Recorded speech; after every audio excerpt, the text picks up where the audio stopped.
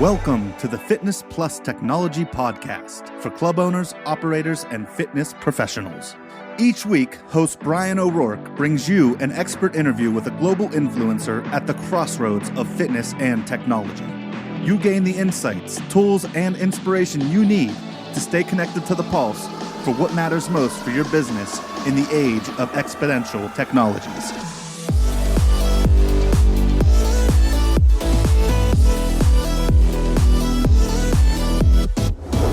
Welcome, listeners. This is your host, Bryan O'Rourke. Thank you for joining me today. We're in April 2021 already. And the good news is, in the United States at least, is we've been fortunate in that people are getting vaccinated. I think over a quarter of the country's population is fully vaccinated. And we're seeing 3 to 4 million people a day getting shots.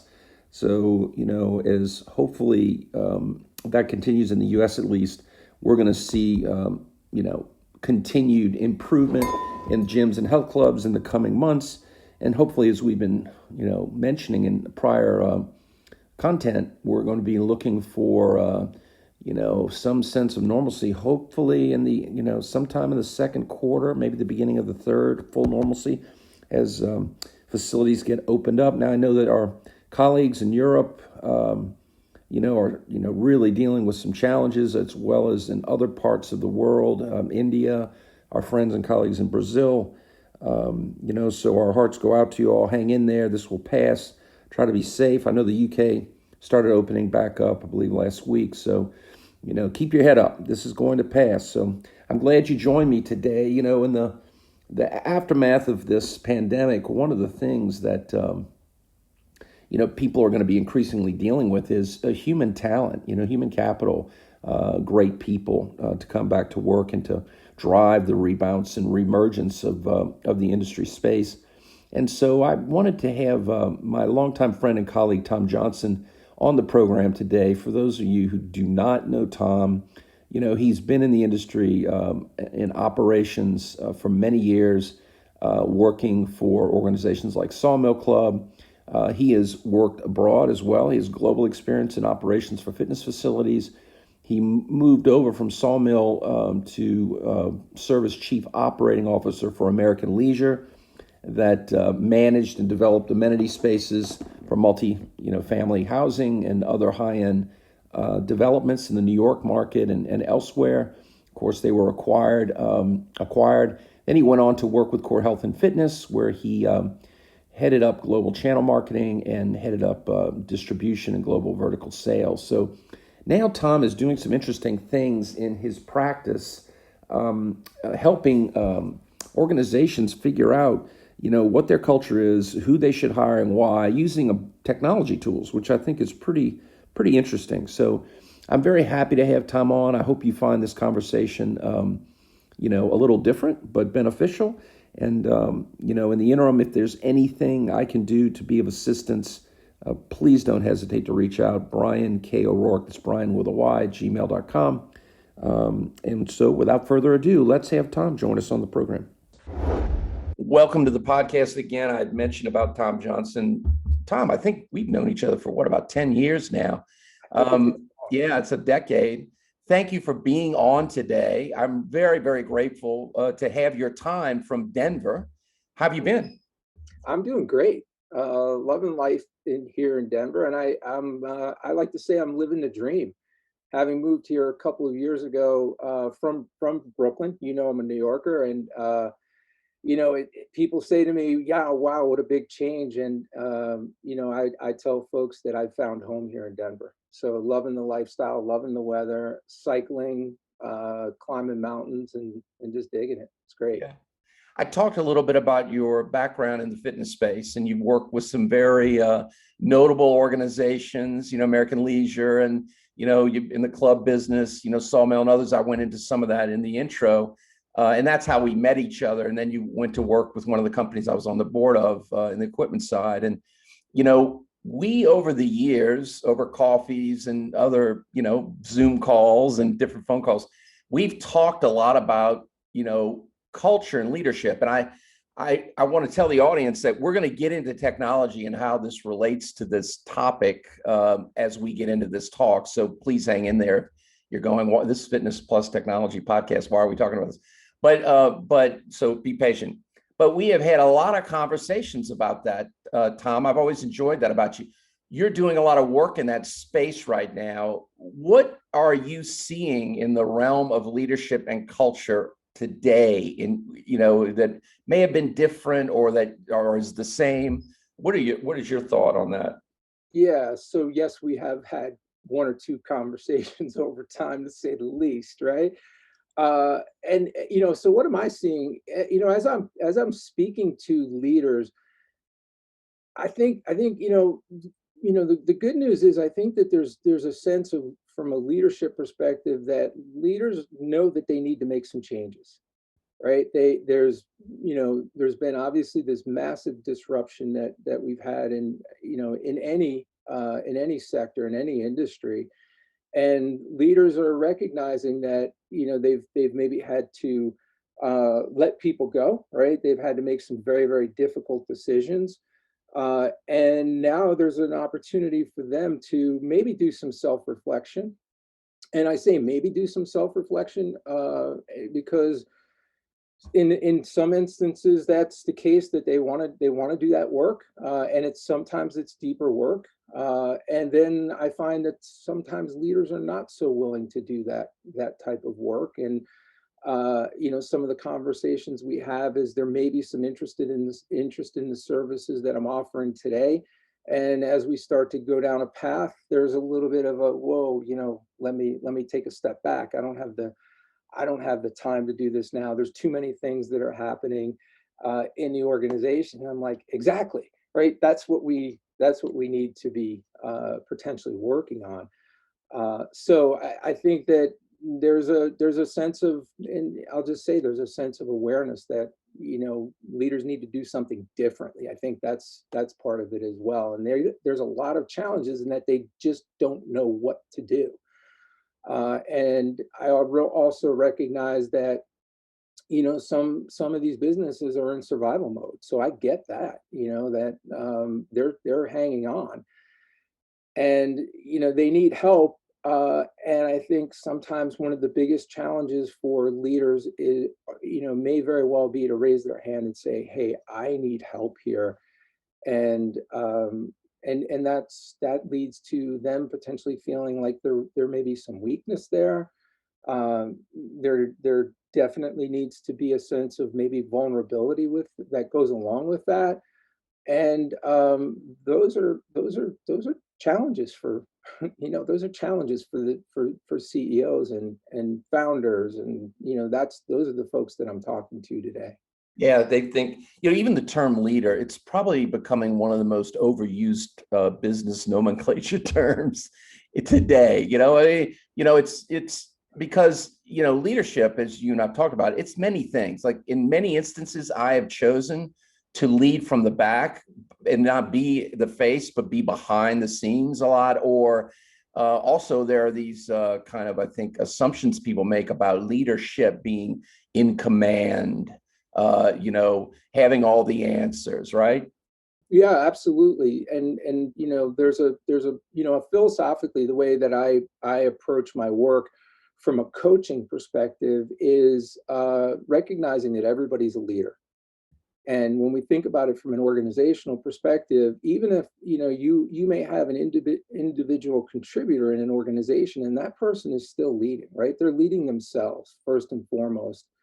And then the fact of the matter is that they do have potentially a significant influence on the organization and others, right? And then when you start to speak about the executive leadership, the C-suite, yeah, there's perhaps this expectation that they put upon themselves that they need to have all of the answers. Again, this is where again, one of the conversations that you and I have touched on very often is around ego. Yep. And this sense that I need to have all of the answers, which then creates a whole other thought process for that individual that could potentially lead to it may lead to right decisions, but it also can lead to decisions that may not be bringing the organization down a certain path. And it can oftentimes raise questions in the organization. Things like lack of alignment start to occur in the organization, and where are we going, right? And so when we think about it in terms of what's happening today, there's leadership really needs to be able to set the course, right? What's our vision here? Where are we going? And everyone wants to know the answer to that question, and that's a lot of pressure, right? That's a lot of pressure for that individual. Yeah, and especially depending on the organization's life cycle. I mean, I've gone through, for the listeners that don't know, I mean, and Tom, of course, has as well. I've run and been, in a C-suite in a lot of organizations for over 30 something years. And one of the things that I've seen happening more and more is when you get to legacy organizations with leadership or people in a C-suite, that the skill sets that are required, I'm not talking about soft skills, I'm talking about hard skills. So for example, marketing, which is, marketing, people spend more money on technology and marketing now than on any other aspect of the business. But people that have been in marketing for years, many of them, they don't know what the hell that means. So that, even in my experience, that even heightens the problem, because then it becomes job protection mode type behavior for some of these folks. Have you come across that? Yeah, certainly. I come across the job protection piece, right? And I'm gonna say that, in terms of my experience, right, my past experience, I've certainly witnessed that. And that becomes detrimental in its own way, of course, right? But on the flip side, right, as I'm working with leaders today, and this really begins to, then again, going back to this idea around a self-aware leader, I'm working with a CEO right now, who has one of the entities that he has several different entities. And he's recognized that in this one particular division of his organization, that he's gotten it to a point where his skill set is not the right skill set. Mm-hmm. And so he's now bringing in a president to take the organization to the next level. Again, to your point around understanding where they are in the business life cycle, and then frankly understanding him understanding how is he wired, and where is he best suited in the organization? Because in some ways, he was creating, I don't want to say he was creating more problems. He could be potentially creating more problems inside of that entity, and recognizing, I got to get out of here. Right. Because his passion and his drive is entrepreneurial, and that's his sweet spot. Right. And so, I say that I see it on both sides. Yeah. And when we see folks that are really trying to hold on, that behavior, again, it just starts to permeate throughout, whether it's the organization or that particular division that an individual might be overseeing, et cetera. Yeah. And in the realm of companies, and I know we've discussed this as well, and I want to get to kind of your best case approach in dealing with enhancing leadership and culture of organizations.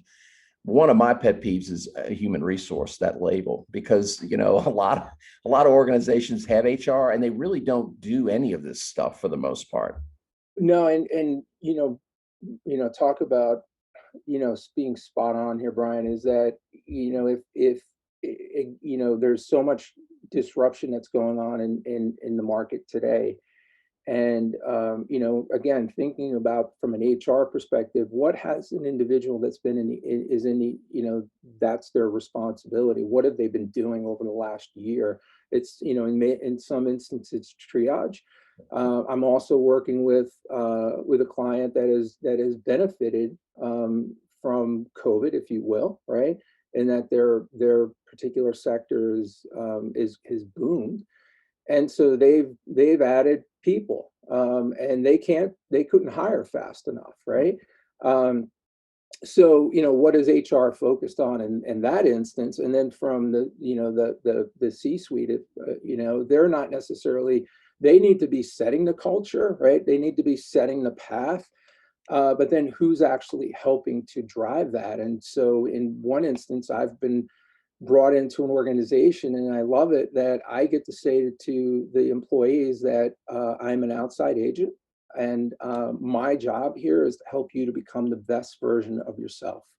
And so there is an organization that is actually, I say, really putting their money where they are, behind their values, right? This is one of the core values of the organization, and the leadership recognizes that they need to they need to back that.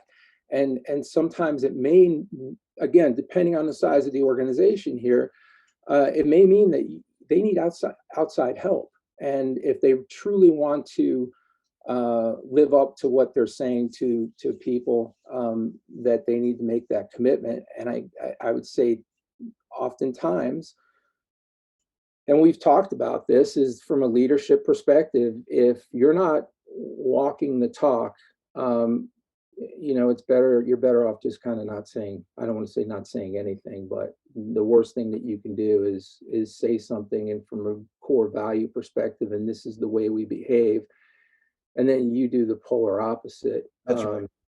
It's detrimental to the organization. And it happens all the time. So, Yeah, and sorry, Brian, and what we talk about, and culture, we talk about it, right? I love that Peter Drucker quote that culture eats strategy for breakfast, right? And what is culture really? And I can remember, I had the good fortune to be in an executive roundtable with Jerry Faust, and he used to say that it's simple, it's the way people behave around here, right. and that's really what culture is. Yeah. Yeah. And it's exactly that. And I always think of what is the worst behavior you're going to tolerate? Right. What is the best behavior that you're going to exalt and celebrate? What are the worst behaviors that you do not tolerate? What are the best things that you want to scream about being wonderful? And that's reinforces what he said, right? Yeah, and I just had a conversation the other night with someone, one of my clients, around, think about it from a sales perspective, right? We've got this great, they have a sales leader that is performing really well, crushing it. And he was explaining to me that individual's behavior sucks. Yeah. And you hear this a lot. Right. And so at what point do you make that difficult decision that my top performer is downright rude and nasty to people, but you're tolerating that because of the dollars. Well, what's funny about that, Tom, and you know this because we've dealt with some things to get into this. A lot of times that performance is happening for reasons that no one really understands, that by themselves are problematic. So, you have to dig into the grind on that. But a lot of people have to deal with those kind of things. And today, even more, because now with technology, you have, increasing remote workforce. You have people that aren't really employees per se, they're contract or they're partial employees. Mm-hmm. They have all these new ways of working. So that makes these issues even more challenging to manage, right? Or not manage.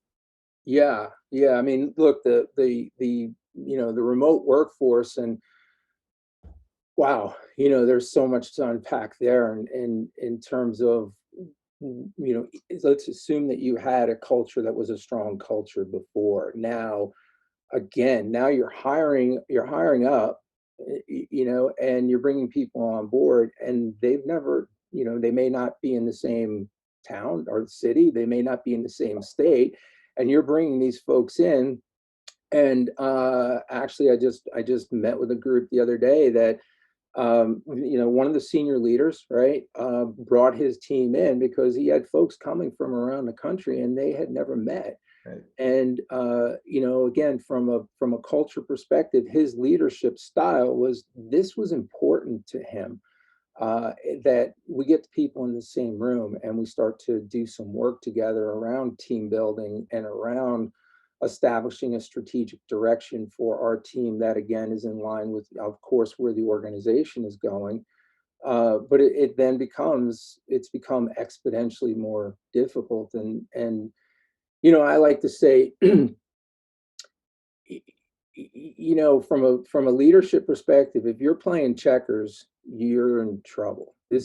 You're in a game of high speed chess, and oftentimes you've got multiple boards going at the same time. It's kind of like that Netflix. I reference that Netflix series Gambit, right? Yeah, yeah, yeah. So I that image of her walking around and playing all those, challenge, being challenged by all the masters, and that's what's happening, right? You're being challenged by other masters, whether competition, the market. You got a lot of things to contend with. Yeah, and it's like anything in business, right? It's about having a strategy that you have where you are and then where you want to be and then how you get there, right? Yeah, well, speaking, when we speak about, what's happening with the remote workforce, burnout is one of the biggest issues that organizations are going to be dealing with today and in the future. And you're trying, from a leadership perspective, you're concerned about, ultimately, right, we need to get results, potentially short survival, right, potentially, hey, new strategy. I may have investors that I need to answer to. I may have banks I need to answer to. I've got to deal with landlords. Think about all of those elements of keeping the business going in a positive direction. And the expectation is for employees is, well, you're going to do more with less. And there's all these other stressors that people are dealing with that are affecting their well-being. And we need to we need to respond to that. All right. And we need to respond to that in a real thoughtful manner. Because I think in some instances, folks can't just keep doing what they're doing. Right, right. It's taken a toll. We know it's taken a toll on people. Sure. I mean, all of that data is out there. Yeah, yeah. So with respect to this, I mean, I'm in the middle of a CEO search right now with a group, and I'm seeing these various tools being used, different cloud-based stuff. Now, let's talk about technologies with respect to that. And you use certain tools. So when it comes to, implementing these things using technology tools to help guide, can you speak a little bit about those tools that you're using? Yeah, sure. And one of the I think the important elements of the work that I'm doing is as a coach, right? I became a coach, certified as a coach about 6 years ago or so. And I wanted to be able to become a better leader myself, right? And so develop some additional skills. And the organization that I was certified through is one of the reasons why I chose that, was because there's an assessment that I use that I begin every coaching engagement with. And it is able to analyze, right, through an assessment, and determine your energy level, right? And you come out, there's an outcome and there's a report, and it's pretty slick and cool, and it begins a conversation around, again, self-awareness, but there's a score.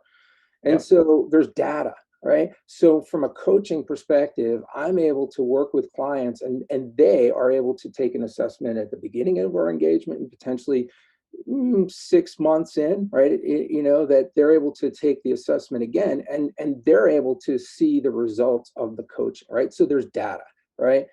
And when we're speaking about, from a consulting perspective, leadership wants, I want to be able to give them evidence of change, and so data becomes a super important part of what we're doing. And one of the tools that we're using, or one of the tools that I'm using, and part of it is measuring employee net promoter score, right? And so we often, widely used in the fitness industry is net promoter score. I mean, Blair McCaney has done a great job with Medallia, and I've worked with Blair in the past.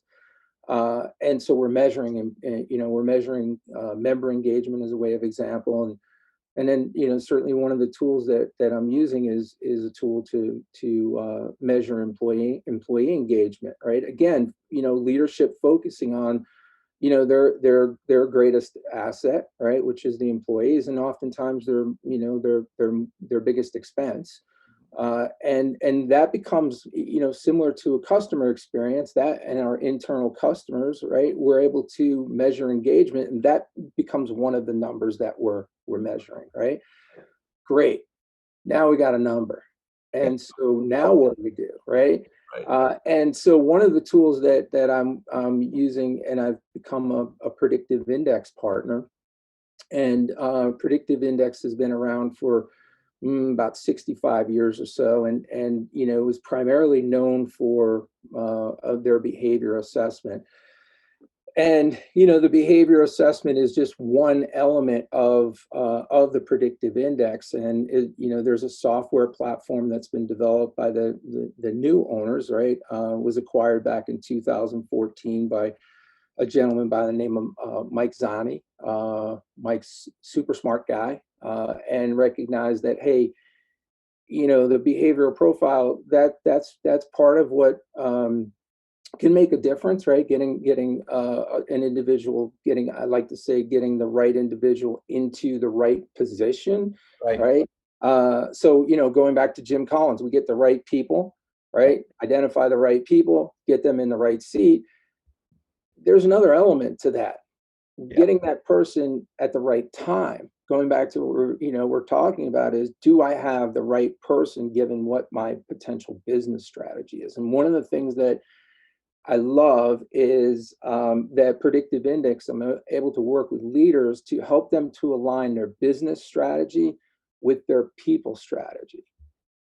Now, when I say that to folks, I kind of get that tilt, that head tilt, like, what the hell does that mean? People strategy, like, what is that? That's right. And so think about it for, when we think about, hey, and I've been in these situations, at the end of the year, we're going to develop business strategy, and we're going to present business strategy and business, we've got a plan.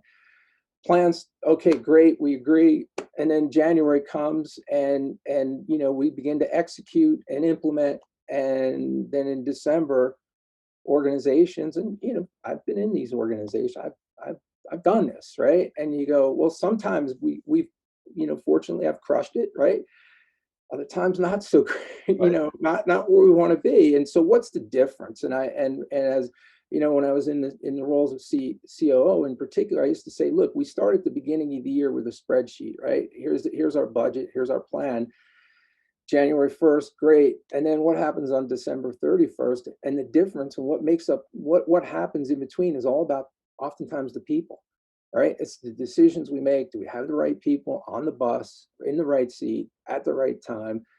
And sometimes the results are great, and sometimes they're not. And so when we start talking about going to Predictive Index and the platform, what we really begin to talk about is talent optimization.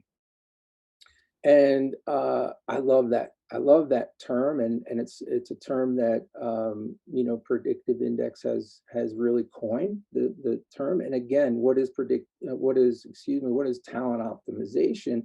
It's really aligning your business strategy with your people strategy. And so there's a process that we go through, which is beginning with design, right? Beginning with this idea around what is the design of the organization, and we start with the leadership and the executive leadership, and again, with everyone having taken on for example, the executive leadership team, the leader, the leader as it is, begins to, number one, understand themselves, and then we understand the team, right? And then we begin to understand what's the work to be done. And when we're able to align along that path, we're able to then bring the team together and do this work together. And we're able to come out with an outcome where we've got a team that we begin to develop a dream team, right? That's what's happening. Similar to, like, think of it as Moneyball, right? We're getting the right individual. And we also recognize, hey, we may have a blind spot on this team, right? A potential blind. I love to say, you may have a potential blind spot, right? And because sometimes it's like, well, I've got that covered, right? Well, you might, but it might also be a blind spot, right? You might think you've got it covered, and at least now you have an awareness And then we were able to bring the team together, and we begin to create a common language, right? Again, and we begin to understand strengths. We begin to understand blind spots, and we're not talking about weaknesses. We're talking about blind spots, and we're talking about that from a team perspective. But then we're also talking about it from a strategic perspective, understanding where what is the work that needs to be done, setting those objectives, and then being able to recognize that, well, we got some things to think about. What do we need to start and stop doing? Do we have the right people in the room here on this team, or do we need to look outside of this team into the organization to potentially bring someone else into this team to balance out or to add perspective to the team that's going to help them, right? I often talk about who's the balancer in the room, right? And if we don't have someone that is potentially questioning and being comfortable with questioning, are we going along the right path, right? And so let's just get a balance check here. So the software that I work with through Predictive Index, I'm able to do that work, and it is, I'll say, it's fun. It's fun. Again, from a coaching and consulting perspective, I get to help interpret the data, but it's not, hey, this is what Tom thinks, right? And I'm not necessarily just handing off a report and walking away. But let's be honest here. Yeah, go ahead. I get all this, right? And you and I have worked together, so we know this. There's a lot of organizations. Cut to the chase, right? Yeah, there's some organizations. There's some organizations that can really benefit from that, but they are not the majority of organizations. I would say that's true. I mean, I think it's a great exercise, but man, the problems I've dealt with in applying these kind of things and trying to, especially when I go in to try to turn around organizations, the bad culture is so immersed that it would be like you'd have to burn down the house to start over. Yeah. Well, look, here's what I say is, straight up, Bryan, I get to work with organizations that they're interested. The leadership gets it, right? They're willing to invest, and frankly, the investment. When I start to talk about the PI platform and additional services and so forth, if I do the math for 100, just say you're going to hire $100,000 a year person, right? Keep it simple, right? And let's say that person is going to be in new business development. When you start thinking about the time to hire, right? The time to find the right person, then the time to potentially, the HR, whomever, the hiring manager, their time, and we start thinking about the time to onboard that individual, and hope, right, that we've got the right person, and now they're going to be successful in new business development. It's probably close to 50 grand. Yeah, sure. Yeah. Right. And so now, if I make the right hire, great. And if I don't, I've got to now restart, and it's the time that person has potentially been in the organization. We then need to have the conversation of, how do we get out of this situation, and how do we separate potentially, or find a different role, and we're back at square one, which then goes back to the point that I made around the execution and getting to that December 31st number. That could right there, one bad hire, what's the cost of that? No, sure, that makes sense for organizations that want to take the time to think about it. Well, but what I'm able to do is say to a client, hey, your time to hire is going to be greatly reduced. The likelihood, now I want to really underscore this point, right? I tell clients very clearly that this is not going to tell you who to hire, right? And you need to be diligent, right? You need to be very thoughtful around how you're implementing these tools, and then being able to use it fairly and equitably, and then recognize that what we're really trying to do, and I've said this for years, is from a leadership perspective, my job was to help to set my team up for success, and Yeah. It does become challenging for leaders to say, again, I need help, and I'm going to bring in some other tools. Yeah, and in our work, more to the point of a lot of people even look at business development roles. You're trying to optimize that, and they don't even know how the hell to run business development. They're just hiring people and throwing them into the pit. Well, or in some instances, from an industry perspective, let's face it, there's a lot of just recycling folks, right? And right, I mean, it's easier. It's easier that way. And Yeah. look, there's some. I mean, I'm thinking, that oftentimes is great that you bring folks back into organizations and they excel, and that's wonderful. But there's again that it's a mindset, right? Around, how do I change? Yeah. Right. That's oftentimes the biggest challenge. Change. Yeah. Well, Tom, I love your insights on this. I wanted to ask you before we go. This is a big question. What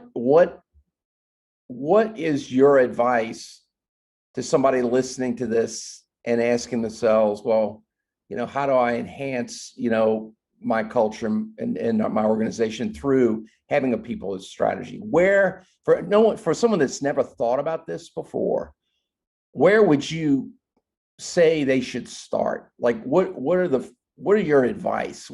How would you advise them to think and approach this? Yeah, I think it begins with you, right? I think it begins with you and really beginning to understand yourself and understanding your leadership, your leadership style, your skill set. And look, I'm a believer that everyone needs a coach, right? And everyone can benefit from a coach. And what does that really mean? It means somebody that is going to come in and help to ask the right questions, provide some additional insight. And as a coach, I don't come in and I don't give answers. I'm not going to tell folks what to do, because we know inside. I believe every individual has the answers inside. It's just, how do we get those out and articulate, and then really understand. So I think it begins with, looking in the mirror first and foremost. And then, then it would be, let's start to ask the employees, let's ask your customers. I had a client who, they provided a service to their it was in the financial service world, and they put it out the program, and they thought it was great, and they spent a lot of money, and no one used the service. And I said, well, did you ask the customer? Okay. No, we didn't. So I think it's really becomes getting curious. That's the first and foremost, and then really being able to, and in some instances, it's maybe recasting the vision. Really having a defined purpose becomes real important, and then gaining alignment around that, and that takes work. Yeah, that takes the soul searching and the work, and then yeah, utilizing data, right, to make decisions, I think becomes real important, and where you're getting that data and how that data is being interpreted.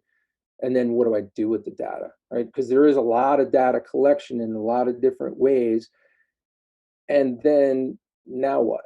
How do I make decisions based on that data? And that's where, again, I'll say some outside perspective, outside help, whether it's in a roundtable group or whether it's in just having your mastermind group. And I'm fortunate that you're part of my mastermind group. And it really comes down to getting some help. Yeah, we're talking it through. Tom, it was wonderful to see you. Thank you for making time. It's always a pleasure to talk to you about these issues, and I know our audience really enjoyed it. So I so much appreciate you. Well, I appreciate you, and I appreciate the opportunity to have this conversation. And I look forward to, after I get my second COVID shot, coming on down and having that po' boy with you. Yeah, that'd be wonderful. Thanks again, Tom. All right. Hello, listeners. This is Bryan O'Rourke, and thanks so much for listening to the Fitness Plus Technology Podcast. The podcast is made possible by the Fitness Industry Technology Council, a consortium of global brands working together to enhance the adoption of technologies in the fitness space. Our company, Videri Ventures, which is invested in Vertimax, Montezuma, Gold's Gym, Houston, Texas, and Fitness 24/7 Thailand, also underwrites the podcast, along with our service companies, Integris Advisors, Moon Mission Media, and others. Please feel free to share this podcast with your colleagues. And if I can be of any assistance to you, don't hesitate to reach out, bryanko'rourke@gmail.com, or find me on any of the major social networks. Have a great day, and thanks for listening.